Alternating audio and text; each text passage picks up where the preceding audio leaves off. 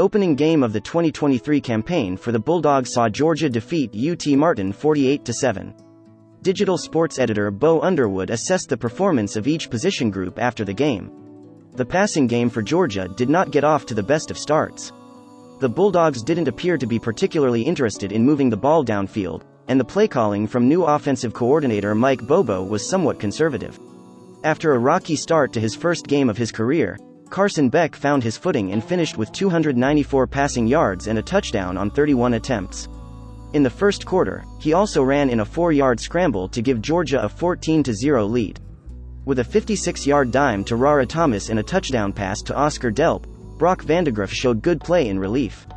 Passing for 29 yards on 3 of 5 attempts, Gunnar Stockton. The Bulldogs gained 159 yards in the air on the day, with senior Kendall Milton leading the way with 53 yards on 9 carries.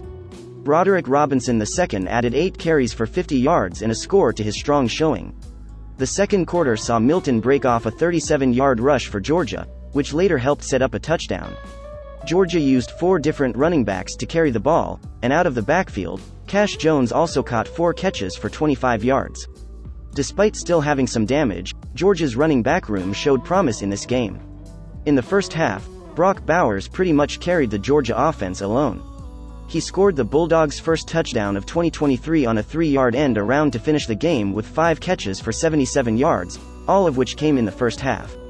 Delp also had a strong day. In the fourth quarter, he caught Vandegrift's first career touchdown pass from 21 yards out. Georgia, on the other hand, didn't crank up plays downfield for its wideouts with a lot of vigor.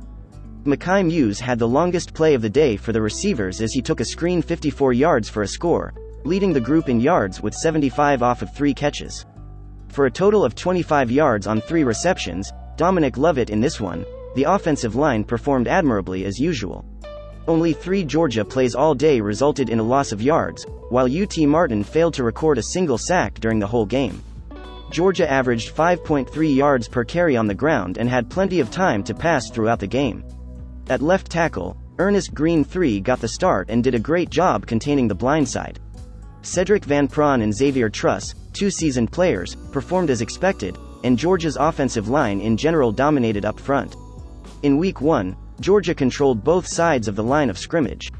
UT-Martin struggled greatly in short yardage situations and only completed 2 of the night's 14 third-down attempts. Mikel Williams was the only Bulldog to register a sack despite the fact that Georgia constantly rushed the quarterback. Georgia's defensive line only allowed 1 tackle for loss entire day, but they didn't often allow big ground plays. In the third quarter, Zion Logue made a wonderful play with a batted ball at the line of scrimmage.